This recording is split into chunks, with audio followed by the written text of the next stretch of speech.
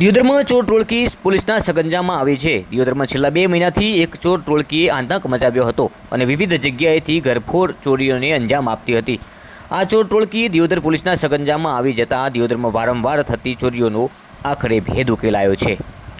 દિયોદર શહેરમાં ઘણા સમયથી ચોરીના વધતા જતા બનાવને લઈ પોલીસે ચોરીના ગુનાને ગંભીરતાથી લઈ પેટ્રોલિંગ દરમિયાન શંકાસ્પદ આરોપીને ઝડપી પાડી પૂછપરછ કરતા अन्य 3 आरोपीओने झड़पी दियोदर शहर में थयेला घरफोड़ चोरी और स्विफ्ट गाड़ी चोरीनो भेद आखरे उकेलायो छे।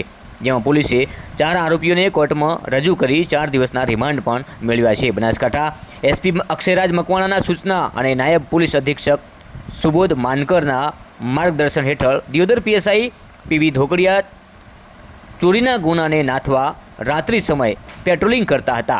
ते समये हाईवे विस्तार परथी मोडी रात्रे શકમંદ ઈસમોની જણાતા પોલીસે પૂછપરછ કરી હતી। જેમાં પૂછપરછ દરમિયાન આરોપી ચોરીના ગુનામાં સંડોવાયેલ હોવાનું જાણવા મળતા પોલીસે વધુ પૂછપરછ કરતા દિયોદર શહેરમાં અગરનાથ સોસાયટીમાંથી સ્વિફ્ટ ગાડીની ચોરી અન્ય સાગરીતો સાથે મળી કરી હોવાની પોલીસ સમક્ષ કબૂલાત કરતા પોલીસે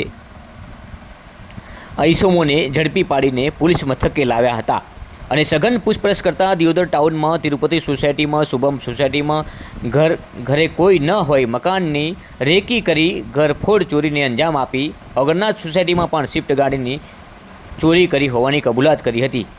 પોલીસે આ તમામ આરોપીઓને ઝડપી પાડીને એક સફળતા હાંસિલ કરી છે, કારણ કે છેલ્લા કેટલાય સમયથી આ ચોર ટોળકીએ આતંક મચાવ્યો હતો।